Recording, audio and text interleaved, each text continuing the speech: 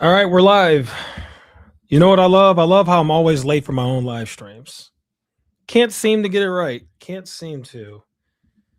Let me make sure everything's plugged in correctly. Why is my mic so loud?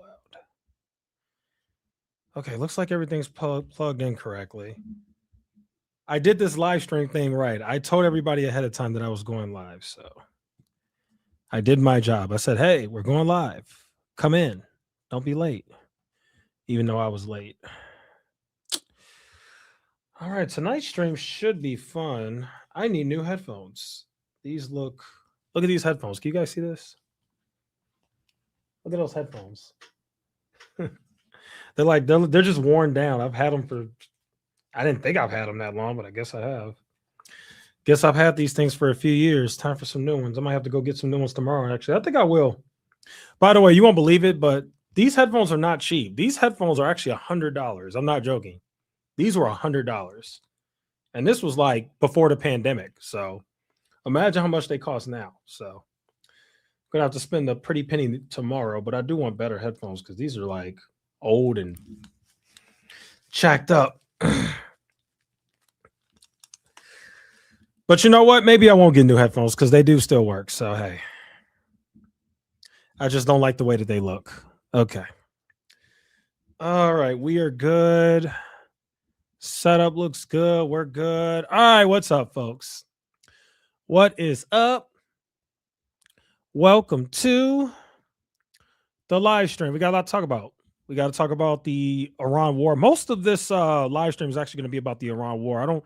I think I covered all the drama, right? So I don't even think we really need to cover any drama. I think I covered everything. I covered Erica Kirk, the lawsuit. I covered Ben Shapiro. What else? Yeah, I think that's it. I covered all of Candace Owens' like Twitter rants. All the MAGA Civil War stuff I covered. So I think I covered my bases there, but hold on. We have a little issue. Hold on 1 second. You guys can still hear me. You just probably can't see me. Just need to fix something real quick. But yeah, I think we covered all the drama, so we can actually focus on like what's really going on in the world, and it's bad. Shout out to the people who are already in here. I see some of you guys. Shout out to you. Just Snooping, man. Just hey, Just Snooping is like my biggest supporter. Shout out to Just Snooping. Just Snooping doesn't miss a video, doesn't miss a live stream. You know, it's people like Just Snooping that keep us going. It's people like that. Just having one person that supports you the way Just Snooping does, you know, that'll really keep you going as a content creator.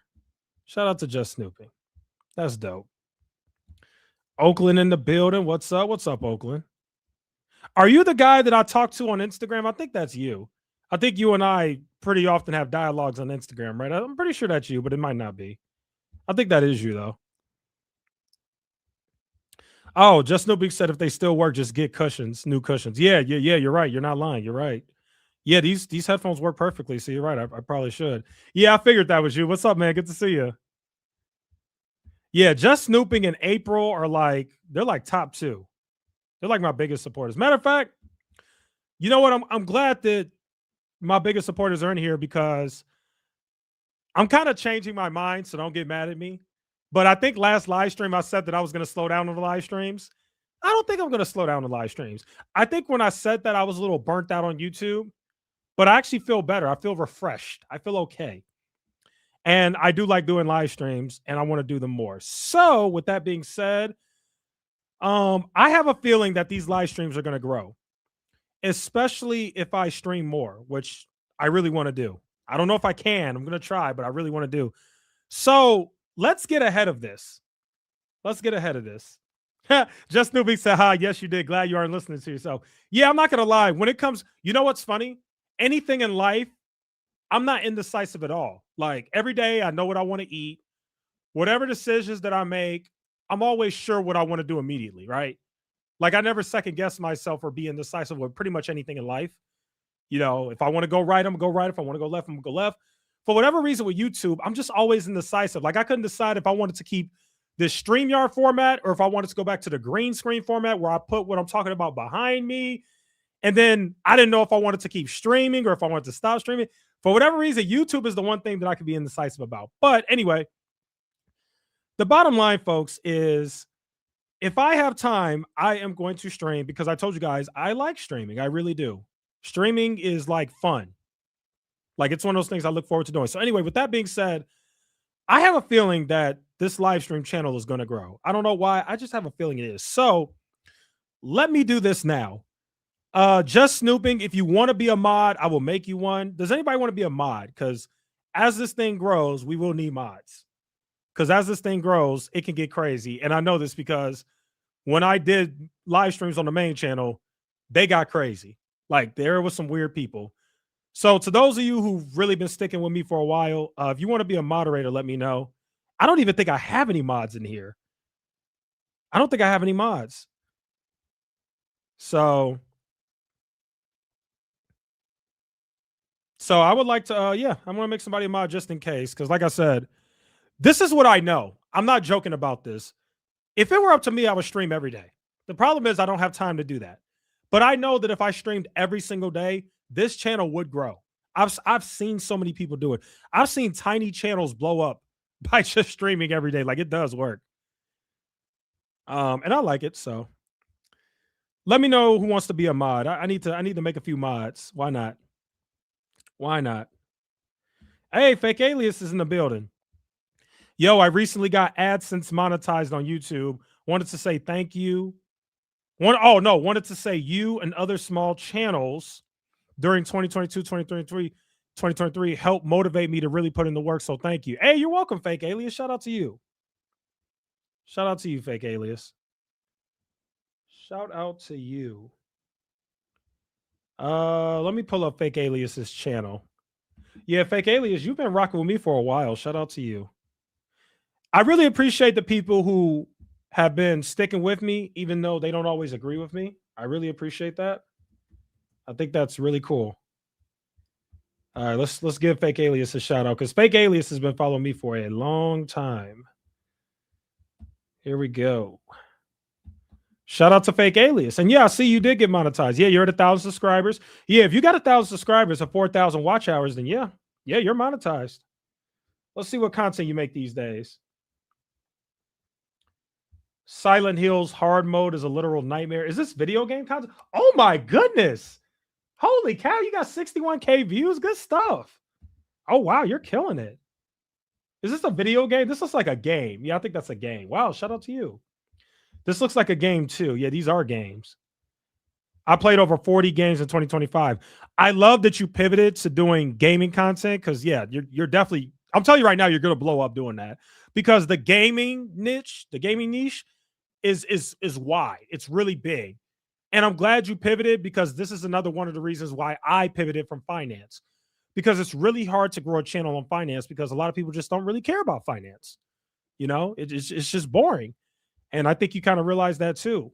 So if you pivot to something else like politics or gaming or, you know, something or sports is big, you can definitely grow a really big channel doing that. So shout out to you. Yeah, looks like you got a gaming channel. Okay. Shout out to Fake Alias. Let's go. And you are monetized. Hey, that is dope. I am proud of you, Fake Alias, because I remember when you had like 200 subscribers. So I am proud of you. As somebody who once upon a time had 2,000 subscribers. I'm sorry, 200 subscribers. I know the grind that it takes. So shout out to you. Shout out to you. You guys know how we do the show. We read the comments for the first few minutes. You guys know. You guys know how it is. Fake Alias, I'm so glad you said that because that's exactly how I felt. Now, for those who don't know, you guys know this. I got my degree in political science. Like I eat, drink, and sleep politics. Like that's what I do. And I've been involved in politics for a long time. I told you guys, when I was in college in 2016, Charlie Kirk came on my campus and there was a huge protest over it. I don't know if I could find the videos, but it was big. There was a huge protest on my campus over Charlie Kirk coming. Charlie Kirk came to my campus in 2016. And I was heavily politically involved. And I really always have been, you know, like I love politics. So I'm glad you said that, Fake Alias, because that's exactly how I felt too. I felt like going after grifters in the finance space. It got to that point to me too. It wasn't fun anymore. I wasn't happy doing it anymore. And I'm kind of like you, like politics and talking about what's important and covering political drama. That's always been my passion too. So I'm glad that I was able to successfully pivot over there. And a lot of it was luck. A lot of it was luck because I made one video on Brett Cooper and it exploded. The first video I ever made on Brett Cooper got 25,000 views. And I was like, okay, this could work. And then we just kind of went from there. April, how many subs do you have to be monetized? April, you have to have 1,000 subscribers and you have to have 4,000 watch hours. Believe it or not, the 1,000 subscribers isn't even that hard. It's the 4,000 watch hours. When I got to 1,000 subscribers, I had like 3,000 watch hours. I was still short. Believe it or not, it wasn't until I had like 1,500 subscribers that I finally got monetized because it took me forever to get 4,000 watch hours. It took me forever. Because even though you get 1,000 subscribers, most channels with 1,000 subscribers don't have a whole lot of views. So it's pretty tough. That's crazy. Did you listen to his debates? Yeah. Yeah. If you want the scoop on my political background, when I was in college, I listened to everybody. You know, I've always kind of been that way. I've always listened to everybody. But that's why I say politically, you really can't put me in the box. You really can't. Because if you start asking me questions, you'll be like, okay, this guy's a conservative. And then you start asking me more questions, you're like, this guy's a leftist. And then you start asking me more questions, you're like, this guy's a moderate. This guy's a libertarian. Like, you really cannot put me in a box because I've been watching Ben Shapiro since he first blew up. Like, I was watching Ben Shapiro in Candace Owens in 2015. I've been watching these people for a long time. That's why I can't stand Ben Shapiro now because I was there from the beginning. I remember when the guy was doing debates, like on college campuses. So I'm trying to think of who all the big people were back then. So back then, Bernie Sanders was a huge deal. That's when Bernie Sanders was really, really popular, especially on college campuses. Bernie Sanders was really popular. Obviously, Trump was really popular. We actually had an incident on my campus when Trump got elected, but I won't talk about that. But it was actually pretty crazy. People kind of lost their minds when Trump won. It was weird. Oh, you know what? I got something to tell you. I'll never forget this. When Donald Trump won his election in 2016, some of my professors canceled class. Remember, guys, I was a political science student. So some of my teachers in my political science classes, I'm talking about, I don't even remember the names of the classes. Constitutional law, law 101. We have to take law classes when you do political science. What else do we have? I can't remember the classes. I really can't, but whatever. Constitutional law, poli-sci 204, whatever. I remember the day that Trump first got elected in 2016, one of my teachers sent all the classmates an email and said she's scared for the country. Basically, the world's over. I can't believe Trump won, and I'm canceling class because I need to psychologically recover from the fact that Donald Trump beat Hillary Clinton. Matter of fact, we're going to do story time with Echoes because you guys really don't know. I have a really deep political history because I've been involved in politics for so long, and a lot of people don't know that history of me. So we got to do story time real quick because I got some stories. So that's one of them. My teacher sent the whole class an email and said, I'm canceling class because Donald Trump is an evil, racist, hateful bigot, and he won the election, and I can't handle it, so I'm canceling class. Not joking. That really happened. And you can already guess how we felt. We were like, great. I mean, whatever your reason is, you want to cancel class? You go right ahead. You go right ahead, lady. So she canceled class. And she wasn't the only one. There were other professors who canceled class the day that Trump got elected. All right, let me think what else happened. So unfortunately, we did have an incident. This was I don't know if it was confirmed, but a lot of people said that it happened. And remember, guys, when I was in college, I was a student senator, which was an elected position. So I actually had to go and like knock doors and campaign and get college students to vote for me. The college that I went to had about 20,000 students. So I was a student senator. So I would hear about like the really like bad stuff that would happen. And apparently when Donald Trump won, a bunch of frat dudes like egged two women.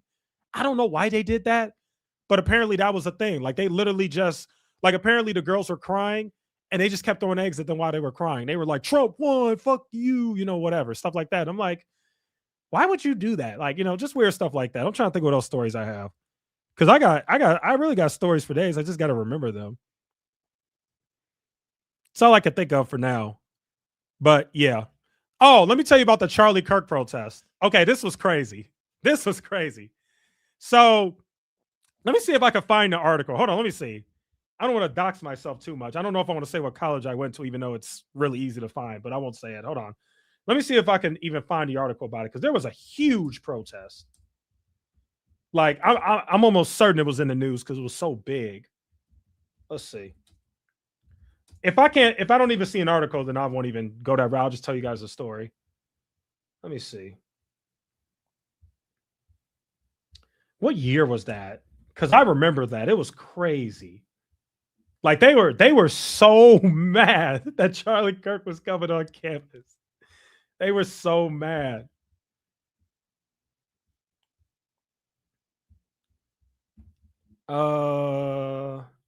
By the way, there were a lot of conservatives at my college. There was a lot. Most college campuses don't have a whole lot of conservatives, but there were a lot. Turning Point USA was operating on my campus, and I was actually friends with the president. The president of Turning Point USA chapter at my campus, he was actually a student senator just like me. So we actually were in student government together, and he was a cool guy. He was actually a really cool guy. I got to give it to him. He's a cool guy. He always dressed weird. We would always make fun of him because he had the worst. He could not dress. He had like the worst swag in the student government. Like he would wear like the most mismatched, weirdest. He'd wear like a pink tie with a green suit with purple shoes. Like literally, he would. I'm not joking, guys. He would dress like the damn Joker. I'm not joking. And he was the president of Turning Point USA. I'm like, dude, why do you dress like the damn Joker? Like, what's wrong with you? He could not dress, and people would make fun of him for it, but he didn't care. But it was funny. It was so funny.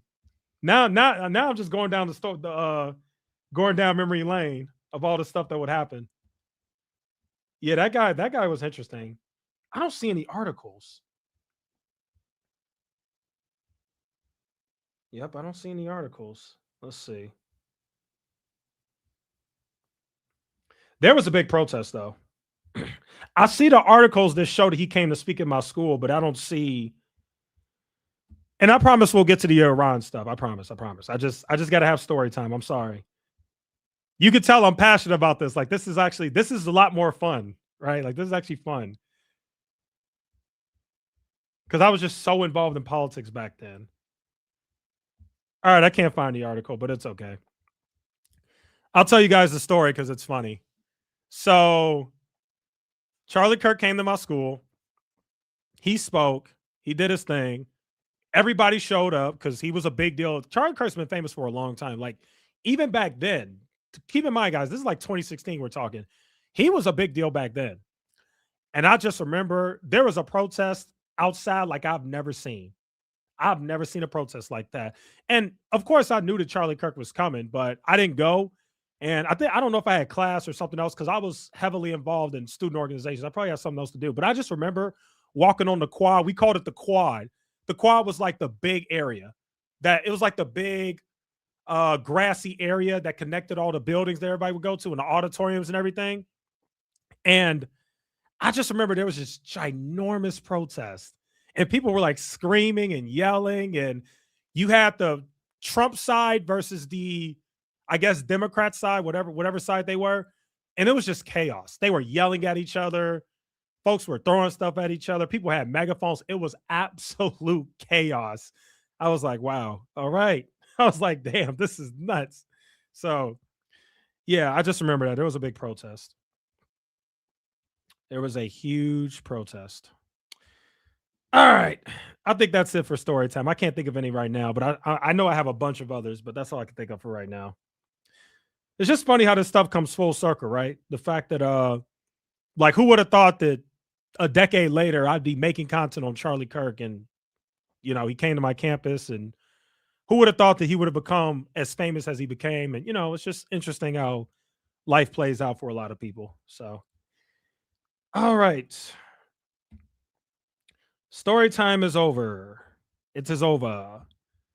Shout out to the 12 of you that are in here. Oh, by the way, remember the rules. I have one rule. We have to keep the concurrent viewers over 10. It has to be 10 or more. If the concurrent viewers isn't at 10 or more, then I'm going to play a sped up version of Ben Shapiro talking. And you're not going to like it. Those are the rules. So don't nobody leave. Those are the rules.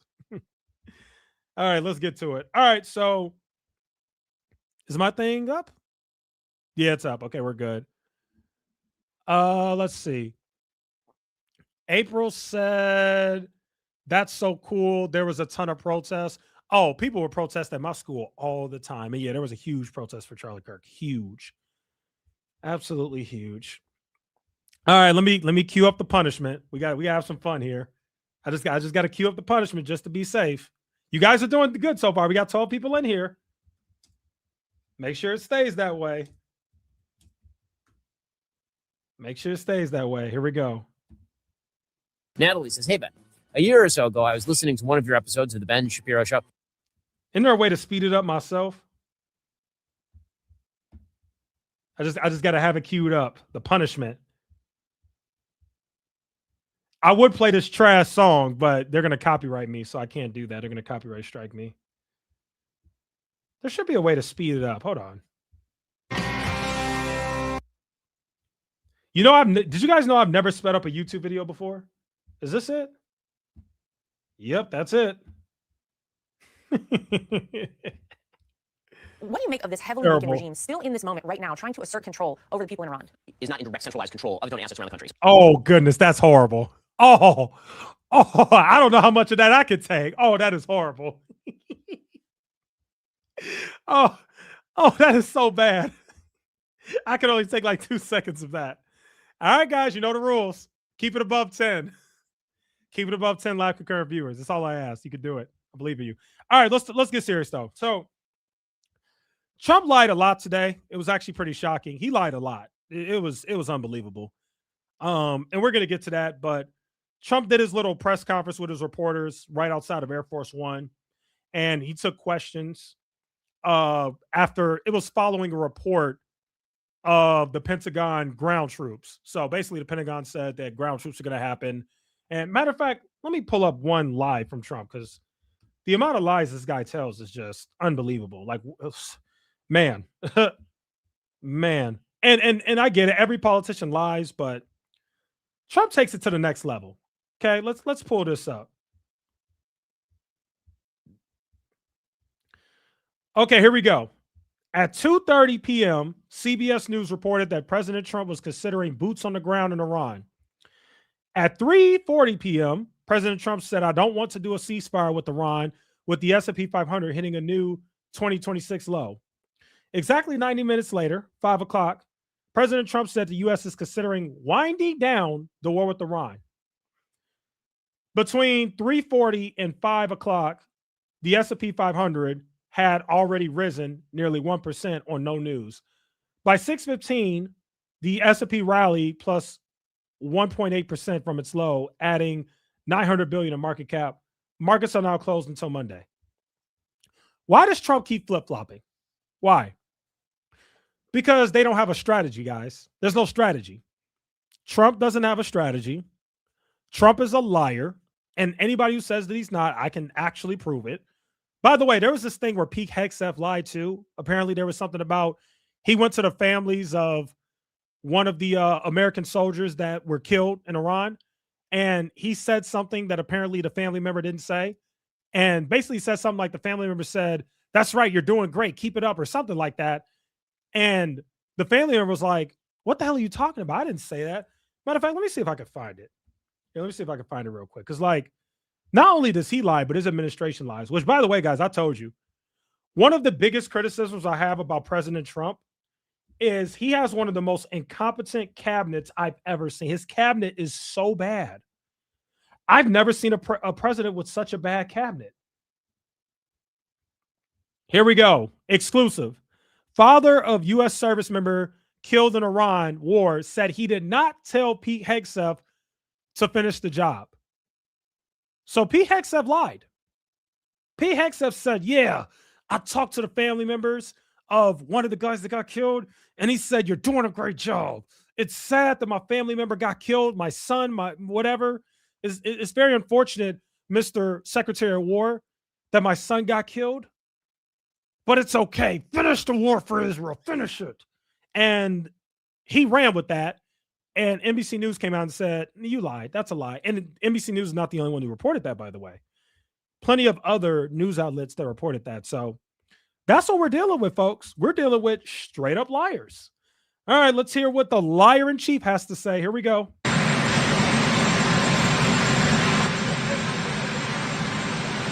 Okay, not only is this loud in my ear, but it's only playing in one headphone, which is really annoying. But if you guys can hear it perfectly, then I'll keep it playing. Let me know in the chat if you can hear it perfectly. Let's go over Trump's lies.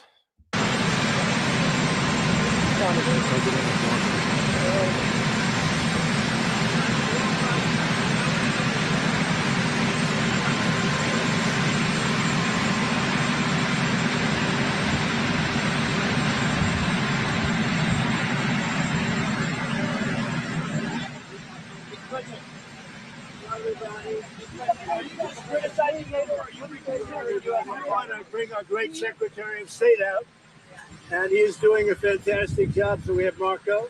Go ahead, please. Mr. President, I wanted to ask you, Iran executed 3 people this week. Terrible. You have vowed strong action in the past. What message would you send? Well, we've been hitting them awfully hard. I mean, I don't know if you can possibly get hit harder, but these are thugs and animals and horrible people. But you can't hit anybody harder than we've hit them. But I'm not surprised. They executed 3 young people for protesting. And do you plan to escort those ships through the Strait of... By the way, for those who don't know what he's talking about, that did happen. I was reading that. And apparently one of them was like a boxer or something. Here, let me fact check myself. Iran did execute a bunch of like these kids were young. Let me see. 19-year-old. I think he was a boxer, but he did get executed by Iran. Let me see. Oh, wrestling. Sorry, I said boxing. Wrestling. Well, did any other news report it besides Fox? Holy, I'm not reading Fox. Come on, guys. Okay, there we go.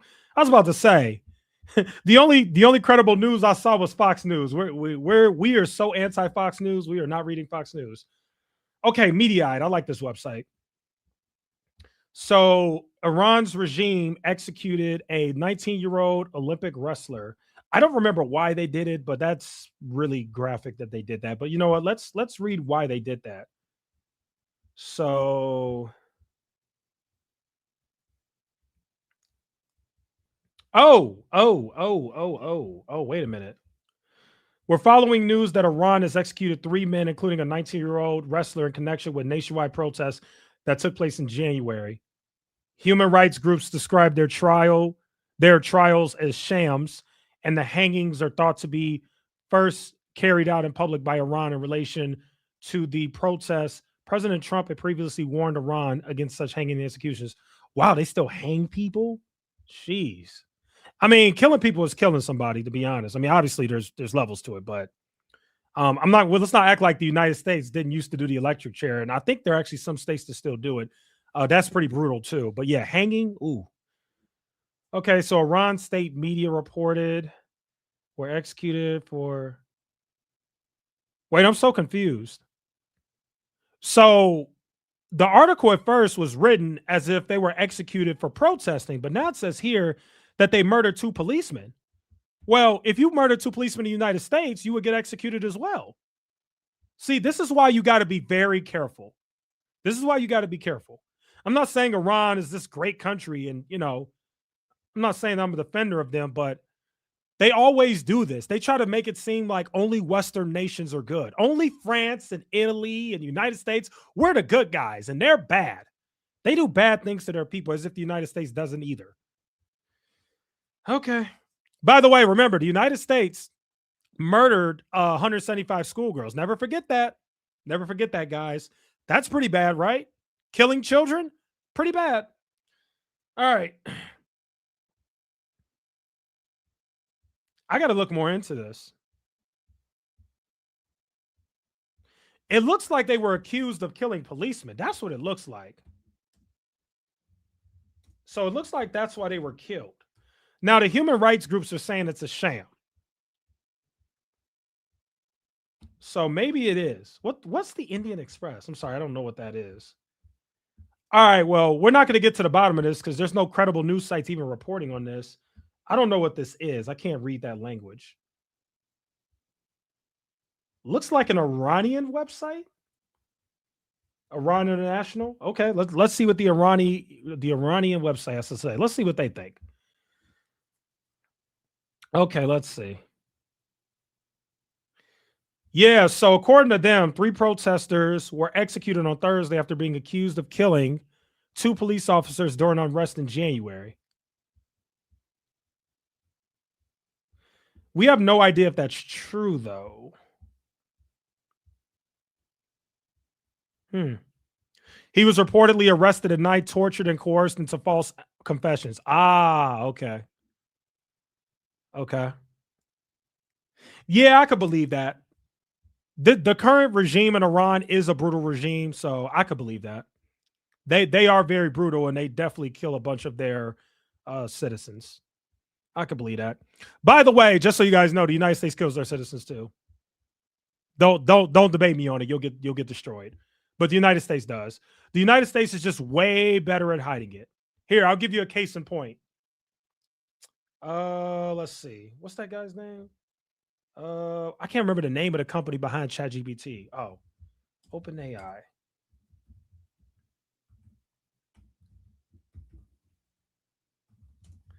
Remember the Indian whistleblower in the United States who got killed, guys? See, this is how the United States does it. In Iran, they just do it. Over here, they kill you and they rule it a suicide. That's how they do it over here.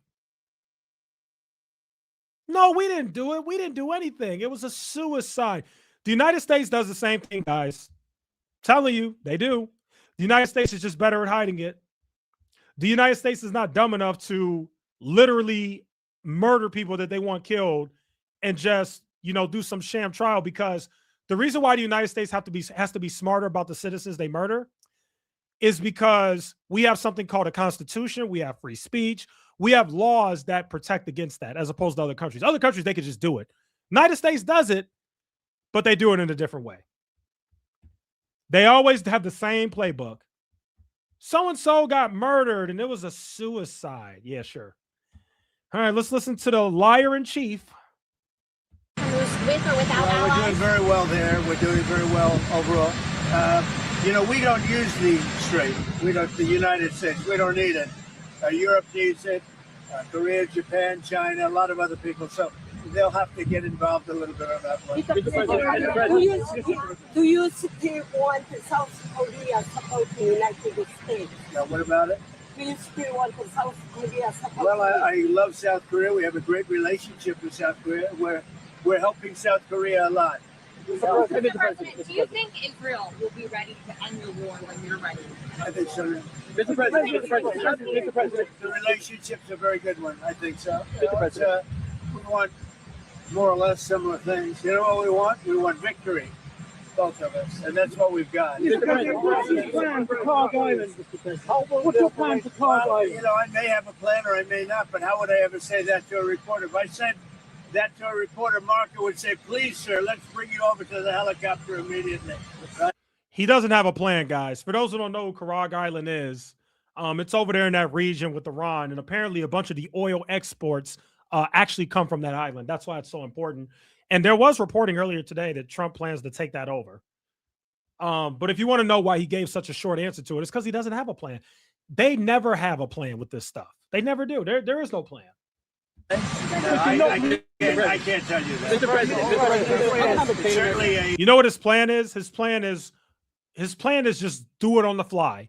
His cabinet comes up to him and tells him certain things, and he either says okay or not, and he just goes with it. He just goes with the flow. That's really what he does. He flip-flops so much and lies so much. a place that's people are talking about, but I can't say. Yeah. Are you willing to how have was troops there Operation now? Epic Fury affect talks with Russia on Ukraine? What about it? Are the talks on back burner right now because of No, we're talking about it. I think it'll get done. When do you expect the next round of talks to take place? They take place almost every day. We're making a lot of progress. Mr. President, you said that the war was militarily won in Iran. What did you mean by that? You said the war was militarily won in Iran. What did you mean by that? Oh, I think we've won. We've knocked out their Navy, their Air Force. We've knocked out their anti-aircraft. We've knocked out everything. We're roaming free. From a military standpoint, all they're doing is clogging up the street. That's a lie. The war has not been militarily won in Iran. That's why he's doing ground troops. I mean, you don't even have to be a genius to figure this stuff out. It's common sense. If you're winning the war, then why are you doing ground troops? They already announced it. It's happening. Apparently, there's a ship heading over there right now that has a bunch of ground troops on it. But I thought you were winning. The global economy is collapsing. Gas prices are going through the roof. Insurance companies won't insure the carriers anymore because Iran has complete control of the Strait of Hormuz. What are you talking about? We're winning. Yeah, we're winning. We're destroying them. We're absolutely devastating them. It's a great war. Great war. Great war. We're doing great. What? No. No. And you know what's funny too? Every single Iran, Middle East, and war expert all said the United States will not win this war. Everybody said it. United States is not going to win. And it's true. We're not. We're not going to win. It's a pointless war. But from a military standpoint, they're finished. So how much longer should the American people expect this to go? You said I mean, opening the Strait of Hormuz is a simple military maneuver. Very simple. Yeah, but what did you mean by that?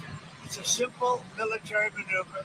It's relatively safe, but you need a lot of help in the sense of you need ships, you need volume. And NATO could help us, but they so far haven't had the courage to do so.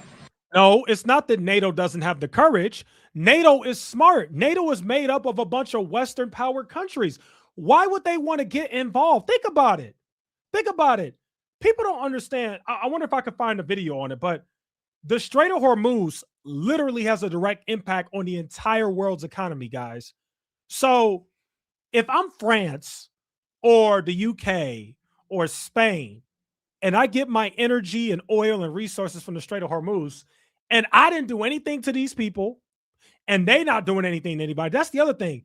They not doing nothing to nobody except for Israel. They are arming different militias and stuff like that against Israel. That's their own thing. But in terms of the United States and everybody else, what have they done? What have they done? Joe Kent already came out, the guy who just recently resigned. He already came out and said that Iran posed no threat to us. So if you're a NATO country, why the hell would you want to get involved? Dude, you attacked them. Diplomacy was already working. They were already backing down on their nuclear program. And then Israel just said, no, you got to attack. You got to attack. Please, Mr. President, please, please, please. And then you attack them. If I'm Spain or any other country, why the hell would I want to be involved too? So my embassies could get bombed? You guys know they're not just U.S. embassies in that region, right? There's other embassies. There's other countries that have embassies in those countries. Why would I want mine to get attacked? Matter of fact, some of them are getting attacked because of y'all. Like, what? You're making it seem like they're just like these cowards. No. Oh, my goodness. Goodness gracious. Oh, man. This war is so unbelievably pointless. This is going to tank MAGA. It is. If the longer this drags on, it's going to tank MAGA because as time goes on, eventually we're going to pull out and we're going to lose because it's a pointless war. And you're not even getting support from your own citizens. Your own citizens in this country don't even support this stupid war. We already talked about this. The only people who support this war is people who are over the age of, what's the baby boomer generation? How old is the baby boomer generation? They're like 65, right? I think the youngest baby boomer is 65. So people between the ages of 65 and 75, those are the only people. What about the young folks? What about the Gen Z? What about millennials? We do not support this pointless war. We don't. It's stupid. Like, I really hate this. You just jacking up people's gas prices for no reason. And others could help us, but we don't use it. At a certain point, it'll open itself. At a certain point, it'll open itself. We defeated the enemy, and they are an enemy. They're a sick group of people. The leadership is gone. The Navy is gone. The Air Force is gone. The anti-aircraft. We're gonna start fact checking this clown. We're fact checking him.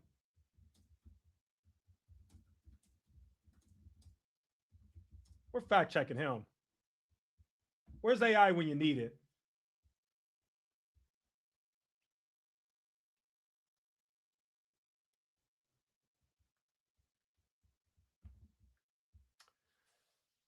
Let's see. Officials claim 120 of their Navy ships have been damaged or sunk. Okay, AI is not giving me a good enough. I need like a reputable. You can't always use AI for everything. You really can't. We need like a fact checker. AI is not always good at that. I just know he's lying though. I just know he's lying.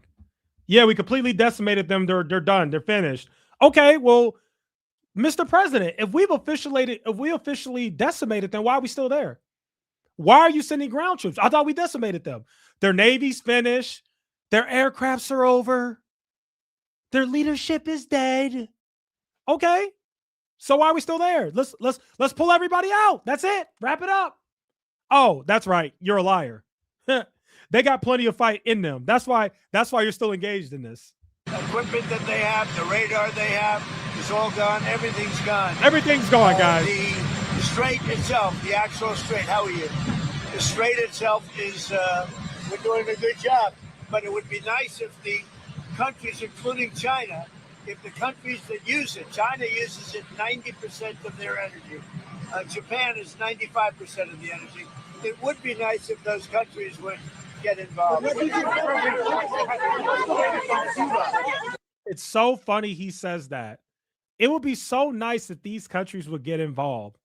Well, if these countries get involved, Mr. President, where are they going to get their oil from?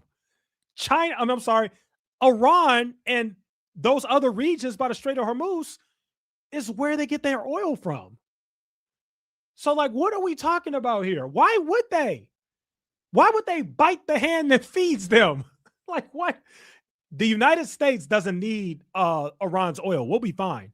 But those other countries, hey, listen. By the way, I want to point something else out. Last time I checked, none of President Donald Trump's kids serve in the military or are fighting in this war. Neither Marco Rubio. Isn't that a shame?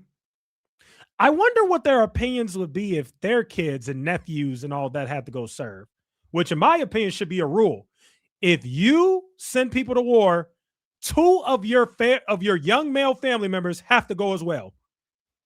Bet you we won't be in any more wars. I bet you they'll figure out a way to solve their issues with diplomacy if little Barron has to go to war, little cupcake, little rich kid who has a $200 million net worth from crypto. Did you guys know Barron Trump's net worth is like $200 million? Kid's like 18, hasn't even done anything. His net worth is insane. And I'm talking about his net worth, guys. I'm not talking about his dad. I'm talking about, so the reason why Barron Trump's net worth is, here it is, 150 million. The reason why Barron Trump's net worth is 150 million is because he actually has ownership in his own name. And one of the companies under Trump, I forgot which one. It might be World Liberty, whatever. It might be that one. But either way, Barron Trump has a 10% stake in it. So this is his own money. This isn't like inheritance from his dad. This is his own money. You think Barron Trump will last 5 seconds out there? Oh, please. Oh, Cupcake Barron wouldn't last a second. Cupcake Barron wouldn't even be able to get through basic training. Drop down and give me 40 push-ups. Barron Trump can't even do that. I guarantee you guys, Barron Trump can't even do like, he's young, so he could probably do 20. I guarantee you guys, Barron Trump can't do 40 push-ups. Guaranteed. Can't, with good form. Nope. He would fail basic training. He wouldn't even be able to do that.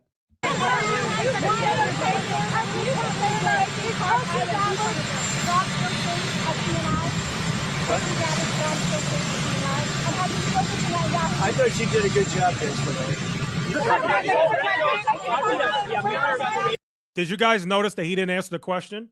Now, there were reports that came out today, guys, that Tulsi Gabbard's job is in jeopardy and that Trump may fire her too. And I think it's very telling that they asked Trump and he didn't answer the question. I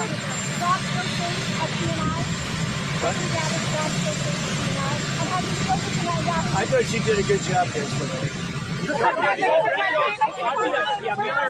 That right there makes me think that her job might not be safe. The reporter specifically asked, is Tulsi Gabbard's job safe? And the president said, I think she did a good job the other day. That tells me that as long as she continues to do what she's told and fall in line, her job will be safe. But the minute she speaks out, she's gone. That's what I think he's trying to say if you read between the lines here. Collaboration in Europe, Lindsey Graham has asked for you to reconsider the American bases in Spain, in Germany, after what they have done in the case of manufacturers. Well, it deserves. He's right about asking that, and I think NATO's gone down a long way because they haven't. All right, that's enough from the liar in chief. That's enough. All right, let's go through my bookmarks on Twitter because I saved a lot of what happened today. So we're going to go over a little bit of that. And then we're going to watch some interviews because there were a lot of interesting interviews today. So let's zoom in and let's see what we got here. Okay, so this is one of the interviews we're actually going to watch. Shout out to Sagar with Breaking Points. Sagar interviewed Joe Kent today. And here he asked Joe Kent about Einstein, you know, the guy with the island. Let's see what he has to say about Einstein. Here we go. I do want to also ask you about Jeffrey Epstein. So you had, I'm sure you probably have been reading the news. You were inside the administration also at this time. You did have a very high level security clearance. Do you think that Jeffrey Epstein was an intelligence asset? Of course. Yeah, I do. That's my opinion. The NCTC, we never touched any of the Epstein stuff. That was all under DOJ, lock and key. So I don't really have any insider knowledge beyond what I've read personally, same stuff you've read on the internet. But yeah, to some degree. Now, was he, a freebooter, a privateer who occasionally would do contract work with different intelligence agencies? That's just my opinion. That's kind of the realm that he was in. But there's obviously something much darker there. There's something else that speaks to just the power dynamics in our world. I think that's in those files. And, I think we should continue to question everything about those files, and we should demand that our government actually gives us transparency. I do want to also ask you about Jeffrey Epstein. So you had. All right, so that's what he had to say about that. Let's go to another clip. Sagar asked him some very good questions. He said, do you think Israeli spy operations continue on U.S. soil? For those who don't know, the Israelis have a long history of spying on the U.S. Just Snooping says, do you think Joe Kent is safe? No, I don't. I think they're going to, they already announced, the FBI already came out and said that they're investigating him. So I think they're going to find some BS charge, and I think they're going to charge Joe Kent, and they're going to try and put him in jail. That's what I think. Could be wrong, though. Hopefully not, but no, I don't think he's safe. I think they're going to get him. See, the intelligence agencies in the U.S., they play by a different ball game. You very rarely see an intelligence officer come out and speak out because of the repercussions. So historically, whenever an intelligence officer speaks out or goes against what leadership wants, typically they get punished for it.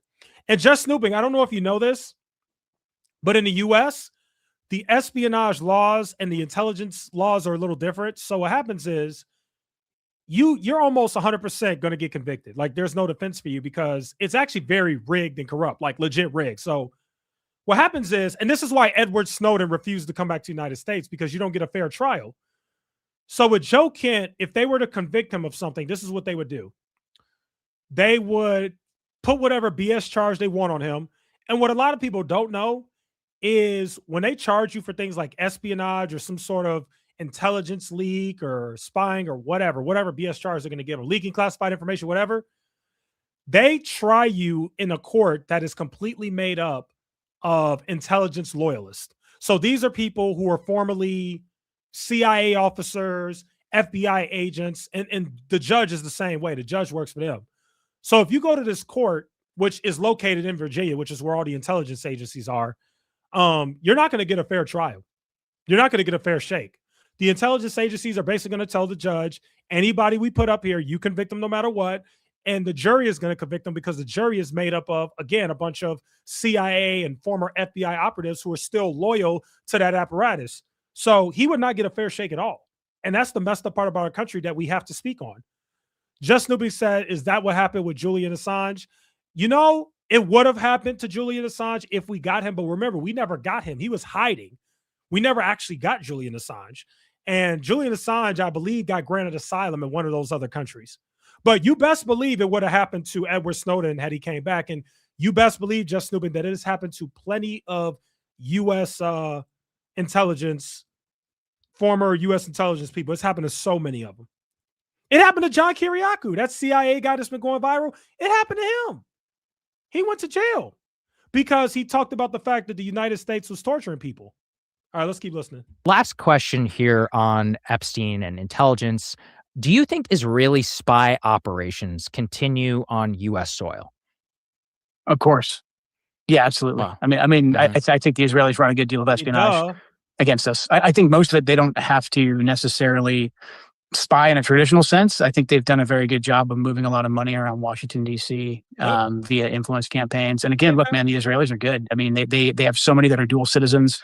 I think there's people that work on their behalf who don't even think they're really working on the Israelis' behalf. They just think they're doing the right thing.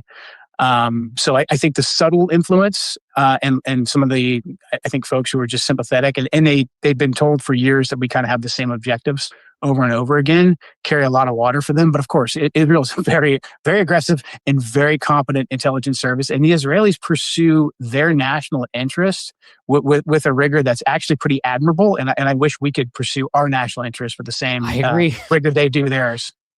Right. As much as I criticize them, if we just had that same spirit around our own interest, it would be amazing. All right. So you got that. And then what else do we have? Oh, this is a good one. Did you ever leak classified information? Do you believe that this is political retribution against you? Okay, let's listen to that clip. Here we go. Information. I did, of course, want to give you at the very beginning an opportunity to respond. Mac, if we can go and put this. Oh, did not mean to do that. Okay, here we go. An opportunity to respond. Mac, if we can go and put this up here on the screen. Multiple stories now coming out from the Trump administration alleging that you leaked classified information specifically to multiple media outlets and to Tucker Carlson. And so just at the very beginning, did you ever leak classified information of any kind? No. So do you believe that this is political retribution against you? Of course it is. I do. If it's even true. I mean, they're saying I'm being investigated, which would be a leak onto itself. So I think this is more of a media campaign than anything else. So I don't even think it's necessarily retribution. They released all this at the same time my interview with Tucker was coming out. So I think they're just trying to kind of capture the narrative. Got it. So capturing the narrative, obviously, to try to discredit some of the allegations that you've made here in public. Obviously, we believe that these are very serious. And to my knowledge, you are the highest profile presidential appointee in modern history to resign over a war, and specifically at the beginning of a war. Yeah, he definitely is. And also, did you guys catch what he said?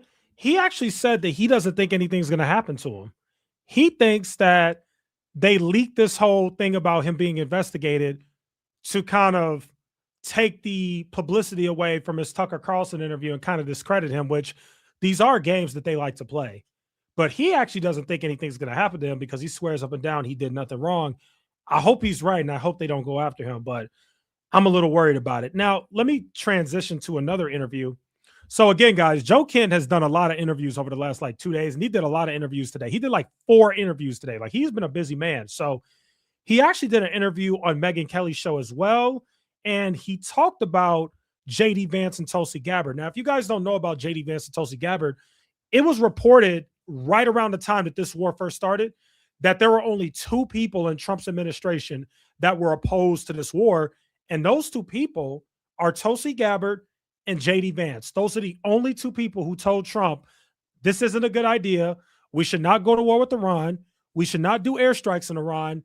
And I mean, I don't know if you guys noticed, but I haven't seen J.D. Vance a whole lot. Have you? I feel like ever since this started, both of them have kind of been sidelined. I haven't seen much of Tulsi Gabbard. I haven't seen much of J.D. Vance. You know what I've seen more of? I've seen Marco Rubio and Pete Hegseth more than J.D. Vance. Where did J.D. Vance go? I definitely think Trump still likes him, but I haven't seen much of him. All right, let's play the interview. Let's see. Now, Caroline Leavitt, the White House press secretary, in dismissing your criticisms, is saying basically Joe Kent didn't know anything. He wasn't involved in the president's daily brief, which did jump out at me. As the head of the National Counterterrorism Center, you should have been involved in the information going into the presidential daily brief, which is about intel threats, I think. And she said you were never in any of the meetings leading up to the decision on whether to attack Iran. It sounds like certainly on that latter point, you agree and you think it's part of the problem. But is it true that you'd been frozen out of participating in the PDB? So there's some details here that are important. So the National Counterterrorism Center can put essentially articles, but papers into the PDB, and then there's a process to decide what actually goes in front of the president. The president can request whatever information that he wants. But then again, his daily briefs are usually with a smaller group, and like I just physically did not work over at the White House. There was times when we would go when I would go over to the White House and be in those meetings with the president, or more frequently, it would be at the deputies level. What I would say is in the lead up to the 12-day war, there was a good deal of deputies meetings about what we were going to do, the potential contingencies, given the president's options. There was a huge National Security Council process that was taking place. And there was a lot of dissenting voices. There was a lot of what I viewed as very, very healthy and productive conversations to give the. It's very important. And I hope they don't get him in trouble for this, but he just kind of dropped the bombshell there that I don't think everybody knew. Originally, it was reported that Tulsi Gabbard, J.D. Vance were the main voices that were against this. He's reporting that there's a lot of people that were against this conflict with Iran. I'm sure that these are smaller people, people who are some sort of directors or staffers or whatever that were against this. And I actually think that this is pretty significant. So we now know that there are plenty of people within Trump's own administration that are strongly against this, which I suspect that what's happening here is, one, Israel has a heavy influence on our president, which is terrible. And two, there are also people who are Zionists who, for whatever reason, want this thing to happen. And they are the people who are in Trump's ear, and they want Trump to go to war with Iran. And they've been getting in his ear about it to get him to do it. Matter of fact, let me see if I can find something real quick. Let me see if I can find this tweet. There was a crazy thing that Joe Rogan reacted to. I'm going to see if I can find it real quick, because I do want to play that as well. And it ties into what I just said, because this was a report that came out of apparently somebody affiliated with Trump's administration. Here it is right here. Oh, hold on. All right, let's play this crazy clip. Here we go. Or these crazy fucking right-wing radical Christian nationalists that think that we're supposed to be over in Israel so that Jesus can come back on a white horse. Have you seen that? Oh, no. Oh, Jamie, pull that story up that I sent you, or I could resend it to you if you want. There's a crazy story that was on Yahoo about this guy who's a non-commissioned officer that went to a military debriefing. So it was like an operation readiness meeting or a war meeting. And one of these fucking guys, one of these high-level commanders says, don't be worried because Trump is anointed by Jesus Christ to bring back the return. Oh, no. To bring back Jesus's return on earth. Commander claimed Trump was anointed by Jesus to cause Armageddon to justify the Iran tax. Wow. See, that's like up there with Allah will protect me. Exactly. It's the same shit. It's the same shit. It's just coming from a different religion. Yeah. But it's the same mindset. Like, look what he said. See what he said? Did you find the actual quote? He urges us to tell our troops this is all part of God's divine plan, specifically referenced numerous citations out of the book of Revelations referring to Armageddon and the imminent return of Jesus Christ. And he said, the superior had a big grin on his face when he said all of this, which made his message seem even more crazy. Wow. Bro. Scary That's shit. just as scary. Those are just as scary as suicide bombers or... He's right. That's scary. That's... They took it way to the end there. Hey, we have to go to war on behalf of Israel and in Iran because it's going to usher in the rapture. It's going to usher in, even though the Bible specifically says that nobody knows the day or the time or anything like that. But these crazy people are trying to predict when the end times will happen. And they're like, this is what will trigger it. We got to get Trump to do it. Like, oh man, these fake Christians, boy. Well, I won't even say that they're fake Christians. They probably are Christians for real. They're crazy Christians is what they are. They're not fake Christians. They're freaking crazy. They got a screw loose. And they clearly haven't read their Bible because, listen, Both my grandfather and mom told me that when they were my age, keep in mind, my grandfather is almost 80 now. My grandfather told me that when he was my age, there were people in the church that were saying, repent, pray, get on your knees. The end times is coming. The world is going to end. The rapture is coming. The point I'm trying to make is people have been trying to predict when the book of Revelation, the prophecies in there will come to pass. People have been trying to predict when the end times in the Bible will happen forever. They've been doing this since the 80s, since the 70s, since the 60s. I don't know how much more clear the Bible can be that nobody knows the time, the date. It's in the book. It says it. Nobody knows, but you just got these crazy ass people that keep trying to predict it. I know when it'll happen. It'll happen now. Once we go and we fight for Israel and Trump will usher it in. By the way, did you guys know that there are preachers that have been preaching this foolishness? Yes, there are televangelists right now that have been preaching that Donald Trump is chosen by Jesus and he will usher in the end times. Just foolishness. Seriously, Joe Rogan hit it on the head. These people are no different than the suicide bombers. What was the propaganda with the suicide bombers? They tell them, hey, if you take bomb and you blow yourself up around those people, you're going to go to heaven and you're going to be blessed with, what was it, 40 virgins or something like that. It's the same thing. It's nuts. It's nuts. And this is what these crazy ass people really believe. They really believe this. Let's play it again. It's so shocking. I have to play it again because it's that shocking. Let's play it again. This is nuts.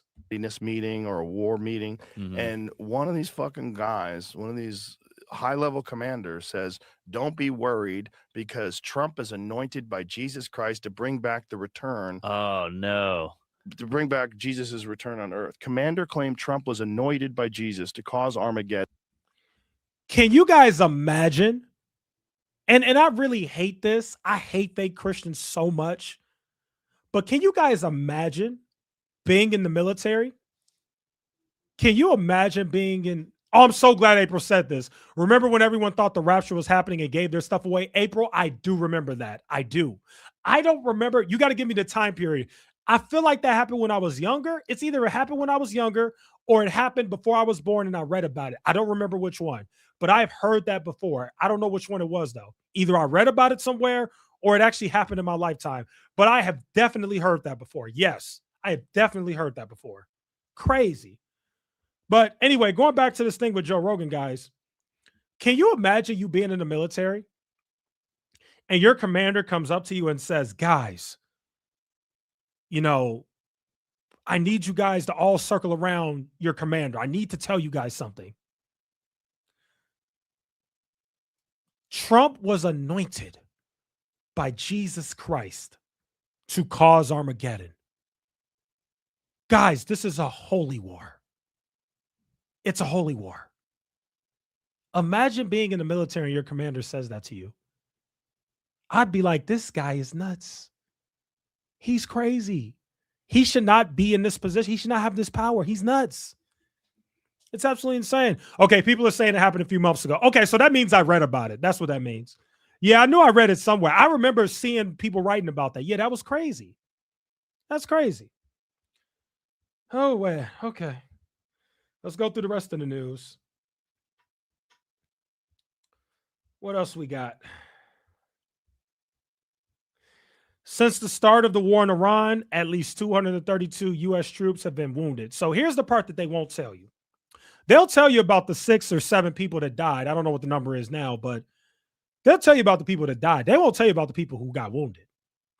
232 U.S. troops being wounded for a war that has nothing to do with us that Israel wants is unacceptable.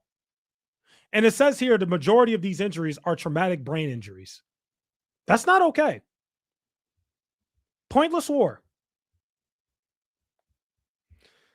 All right. So now let's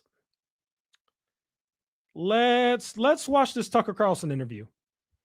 So Tucker, guys, did an interview with our favorite professor, Professor Yang. He is a high school professor, he's a high school teacher. I'm pretty sure he's based in China. And he's been absolutely spot on about the Iran war. And he just recently did an interview on Tucker Carlson. So let's go ahead and play it and react to it. But when you see your neighbor as your enemy, I don't know why my headphones are so loud today. Let me turn that down so my ears don't blow off. then that reduces your incentive to have children. Interesting.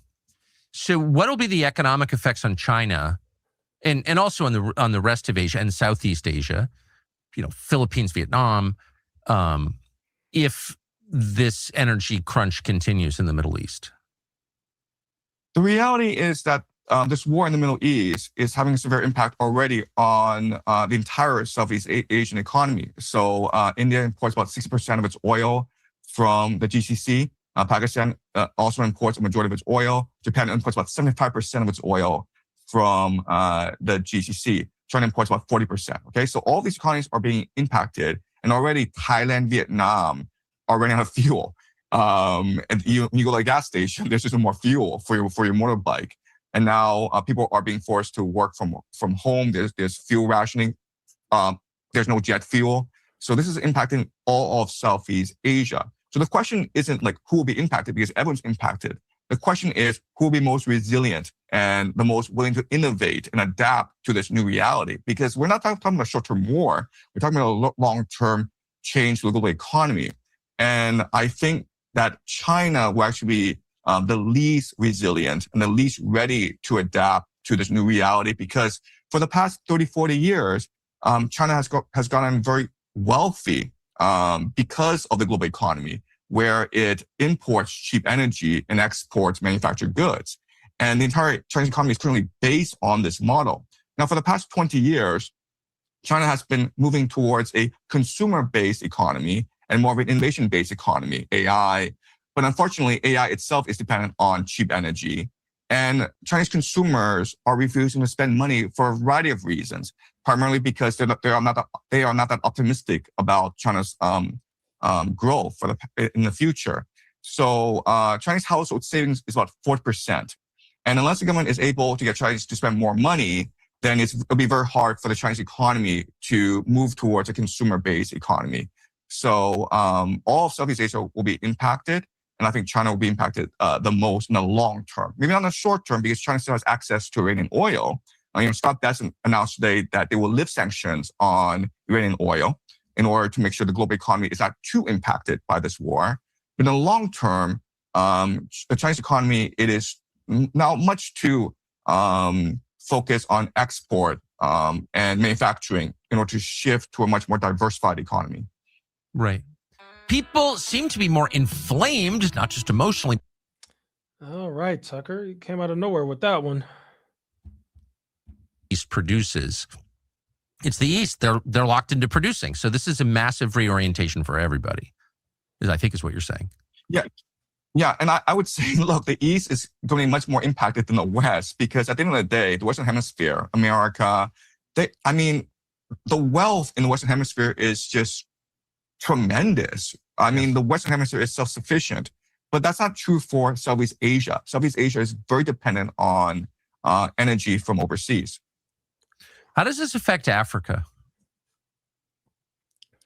Right. So with this war in Ukraine and with this war in the GCC, experts are saying that in the worst case scenario, you could have famine in Africa, because so much of food and energy sustains the African economy. And yes. So, yeah. Okay, just moving west now. What about the GCC? What does that look like in 5 years? Right.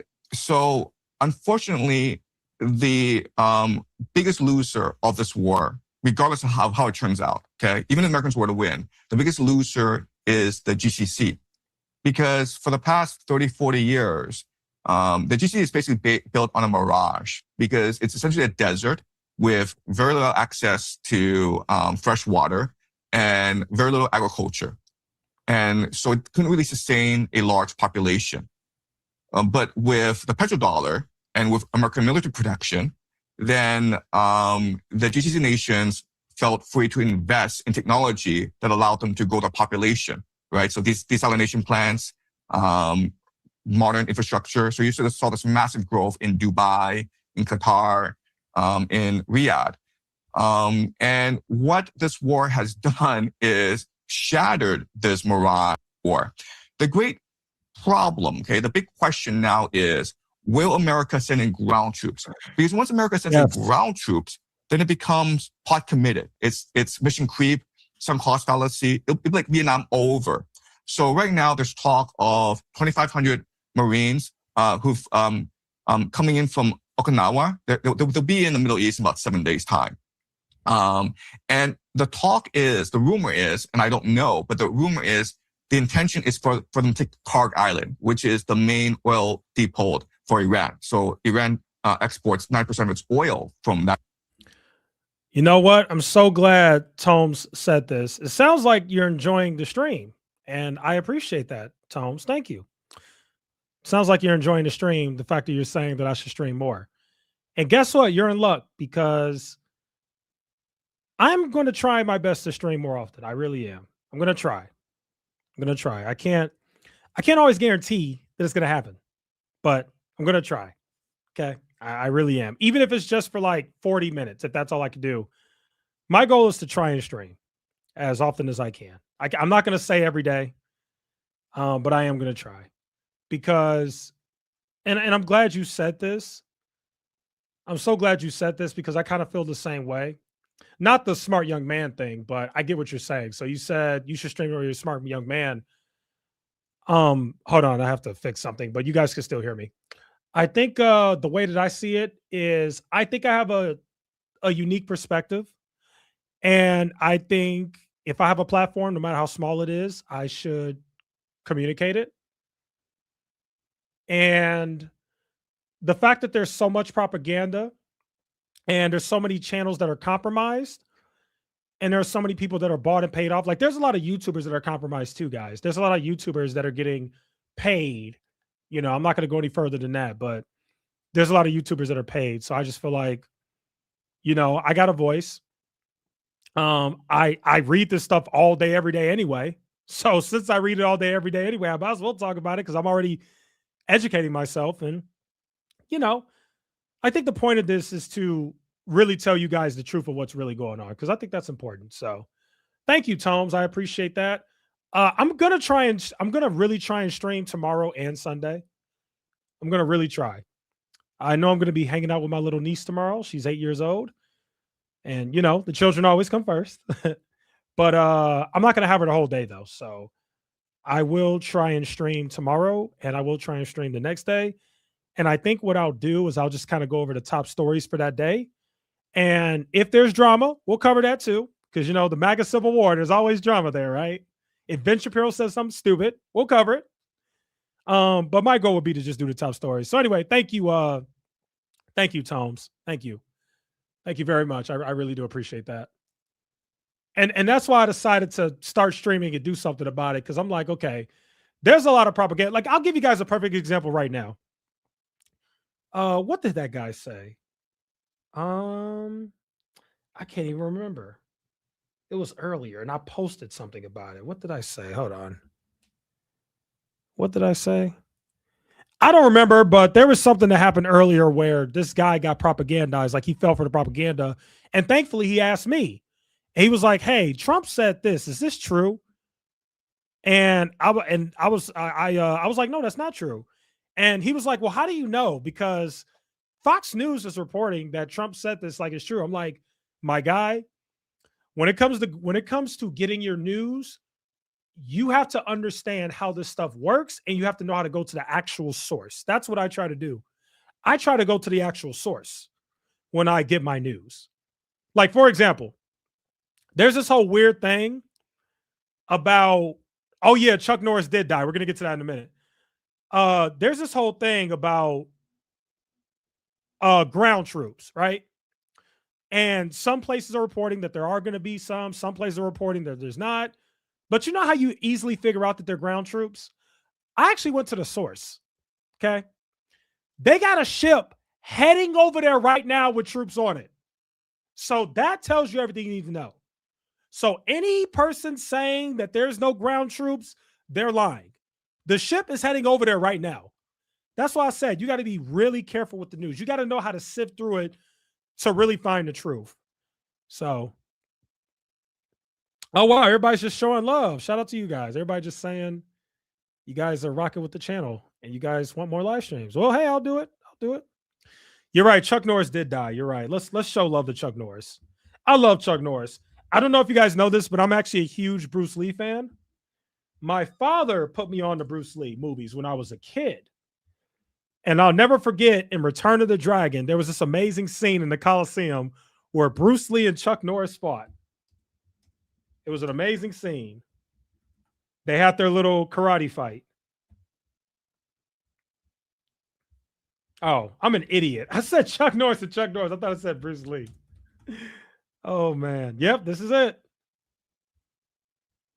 Obviously, I can't play the video. I might get copyrighted, right? But yeah, that's it. Chuck Norris and Bruce Lee at the Coliseum, which I've been to before. But yeah, we lost a legend today, guys. Rest in peace to Chuck Norris. We lost an absolute legend. It's actually sad that he died. He's a true legend. True legend.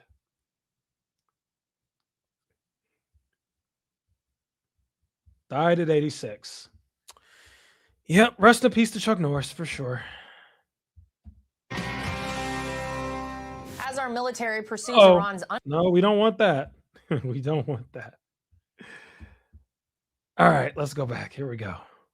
That facility, the island. And if the Marines were to take it, it would be great optics. You know, Trump would look good on TV. It'd be a great boost for for American morale. The problem is that you can take it, but you can't hold it because it's too close to Iranian coast, and the Iranians can attack with artillery, with drones. Okay, which means that you now have to take on the coast. You have to occupy the coast and create a forward operating base. Really, your favorite teacher went to school with Kareem Abdul-Jabbar? That's really cool. Shout out to Kareem, old NBA player. April says, it's sad watching my childhood actors die off. Yeah, it is sad. That does suck. Yeah, I feel the way you feel. I feel exactly how you feel. Yeah, Chuck Norris was a big part of my childhood. I just, obviously, I followed him here and there. I'm actually a fan of martial arts, by the way. Like, actually, believe it or not, I come from a martial arts family, but that's a different story. But I really do.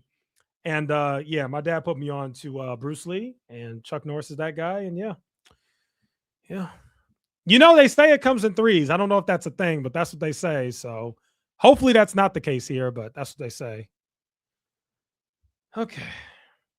But then you're exposed to the Zagros Mountains, right? Which means that you're now forced to occupy the mountains as well. So it's mission creep. It's exactly like Vietnam, where in 1965, 3,000 Marines went into Dak Nang. Oh, yeah, you're right. He did. Now you got me going down the rabbit hole. All right, now we got to do this because I love Bruce Lee movies. You're right. Kareem Abdul-Jabbar was in a Bruce Lee movie. He was in, what was the name of the movie he was in? Game of Death. That was it. And you know what's so sad about that too? So it turns out that Kareem Abdul-Jabbar fought Bruce Lee in Game of Death, which is the movie. But Bruce Lee actually died in the middle of filming that movie. So they actually put like a body double of him that pretty much played in most of the movie. But then when they got to the actual part where Bruce Lee actually went up on all the levels and fought everybody and ended up fighting Kareem, that was the real Bruce Lee. So that was cool. That was cool that we at least got to see that part of the movie. Because I remember, I knew immediately that wasn't Bruce Lee. I'm like, who is this guy? And I hated his name, by the way. His name, they called him Billy Lowe. They were like, that's it, Billy Lowe. The guy was called Billy Lowe, and he was supposed to be like the new Bruce Lee or whatever in the movie. And yeah, I didn't like that they had a body double of Bruce Lee. And I immediately knew that wasn't Bruce Lee. I'm like, that's not Bruce Lee. Who the heck is this guy? I'm like, it's not Bruce Lee. But yeah, the part where he fought Kareem Abdul-Jabbar was really cool. That was cool. That was really cool. And by the way, keep in mind, I saw these videos when I was a kid. So keep in mind, I didn't know who Kareem Abdul-Jabbar was. So I remember when I was a kid and I saw Bruce Lee fought this tall black dude, and I thought he was a martial artist, guys. I really did. I remember being a kid And I was like, wow, he's got to be the tallest martial artist ever. Did not know this guy was a basketball player. So for the majority of my childhood, I thought that Kareem Abdul-Jabbar was just this 7-foot martial artist. I'm like, wow, it's this 7'4" martial artist. And then later on, I find out that he's like this legendary basketball player who played in the 70s and 80s and like won all these championships. So it's just funny. But I thought he was a martial artist. I mean, we got to give him his credit. Those kicks were pretty cool. And I wish I could play some of it, but you know how the copyright goes. So fortunately, I can't. But yeah, good times. Good times. I love Bruce Lee. I might watch a Bruce Lee movie tonight. I just might. To occupy an air base, and like 4 or 5 years later, you have. You know what? For those who watch Bruce Lee movies, what's your favorite Bruce Lee movie? I gotta think of what mine is. Hold on, let me think. What's my favorite Bruce Lee movie? Oh, you know what my favorite Bruce Lee movie is, guys? You know what my favorite Bruce Lee movie is, guys? Hold on, I'm going to tell you. I got to make sure I get it the right name because that's like 2 names. I'm pretty sure it's called Fist of Fury. Hold on. Let me see what my favorite Bruce Lee movie is. Let me see. Is this it? Oh, The Big Boss. That's the name of the movie. I thought it was called Fist of Fury. So it has 2 names. It's either called The Big Boss or Fist of Fury, but whatever. That would probably be my favorite Bruce Lee movie. Would probably be The Big Boss or Fist of Fury, whichever one they want to call it. I'd say that's probably my favorite Bruce Lee movie. My second favorite Bruce Lee movie is probably, I gotta think. Maybe Enter the Dragon, maybe. By the way, guys, I'm like a Bruce Lee nerd. I've pretty much seen every Bruce Lee movie. Like, there's not a Bruce Lee movie I haven't seen. Well, actually, that's not true. Most of his popular movies I've seen. Let me correct myself because he's actually been in a lot of movies. Yeah, he was Chen Zhen. Yeah, Fist of Fury is the name of the movie, I think.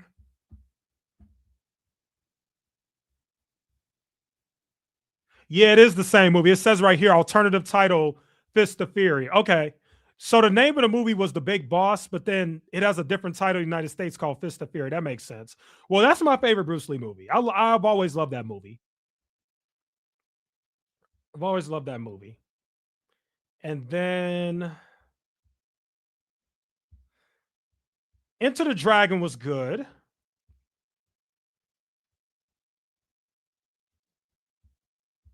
There's a few other movies. I just can't remember right now. There was another one that I really liked. What was the name of it?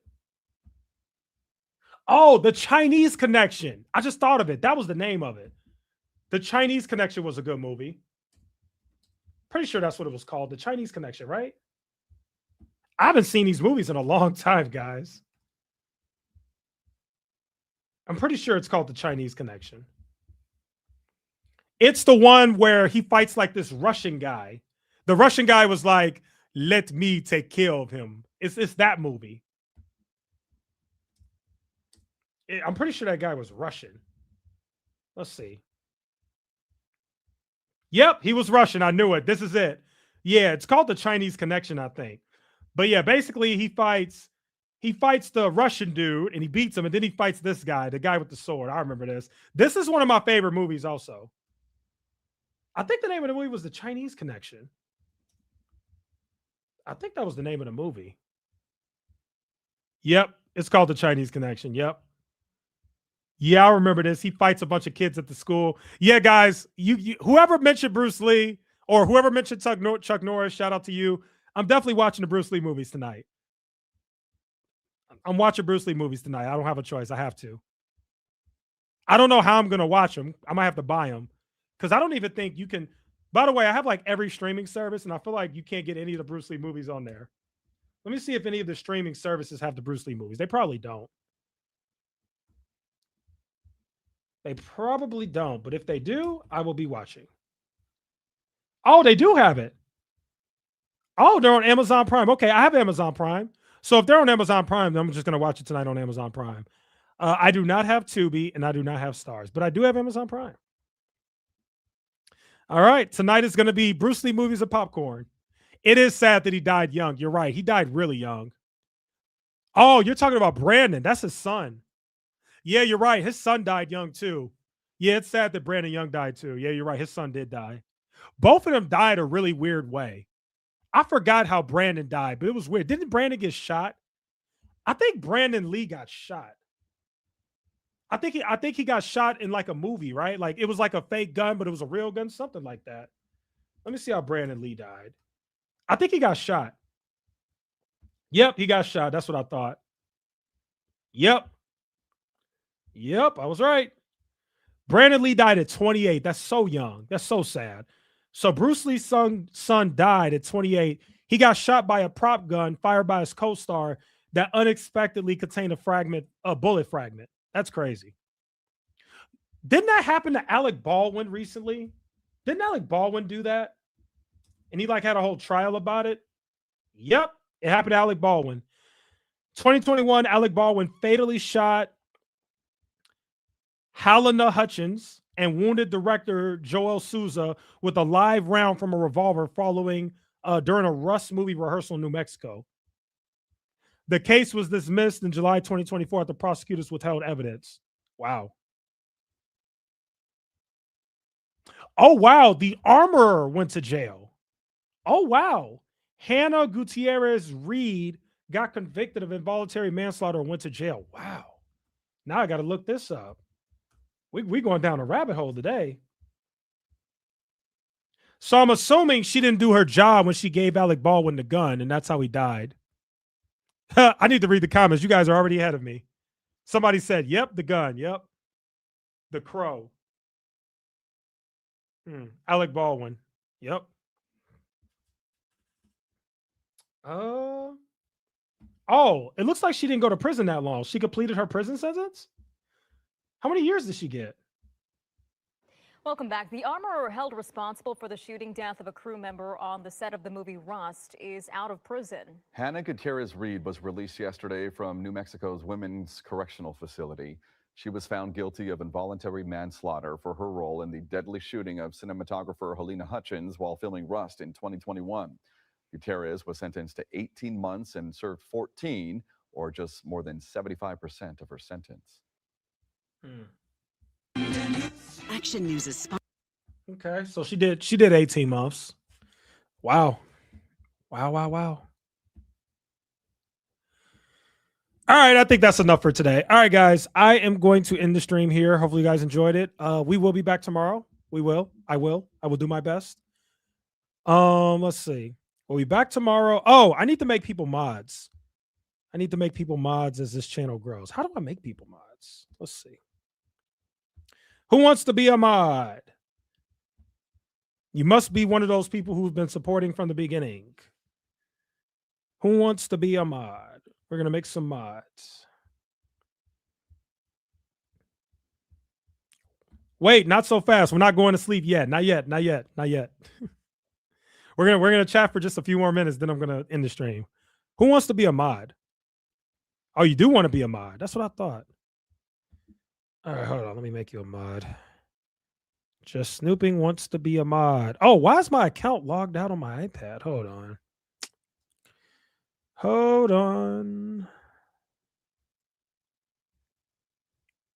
Oh, crap. Do I know my password? Oh, yeah, I do know my password. Hold on.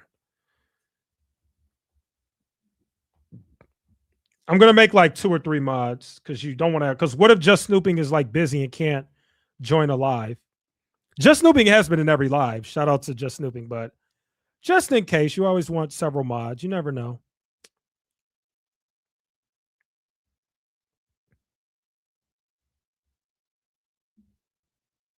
Never hurts to have mods. Okay, I'm logging into my other YouTube account. Tom says, I want to, but I'm commitment phobic. Don't worry. Being a mod is not anything. I mean, it's nice, but, you know, it's not like I'm going to get mad if you're not around. Like, it's no big deal. We just need some mods. We just, you know, I feel like we want to take care of this problem now. I don't want it where the stream grows and then we start to get to the part where crazy people start coming in here and I can't regulate it and run the show. Okay. Oh, this is interesting. I can make Just Snooping a managing or a standard moderator. Managing moderator can manage block words and change chat modes in live and also has capabilities of standard moderators. Standard moderator can review and remove messages and hide or put users in timeout.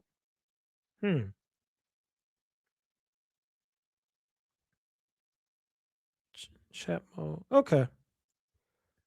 Okay. Just Snooping is officially a moderator.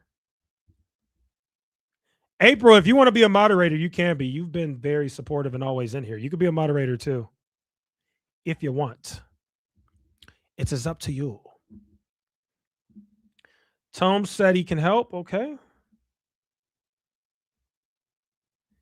All right. Tomes, you're a moderator. There you go. You should have the little wrench by your name now.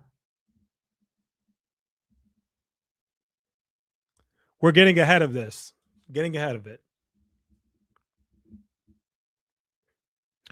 All right. We've made the moderators. All right. What else do I have to talk about? I think that's it. Look at Just Snooping with the wrench. Yay, I'll try not to let the power get to me.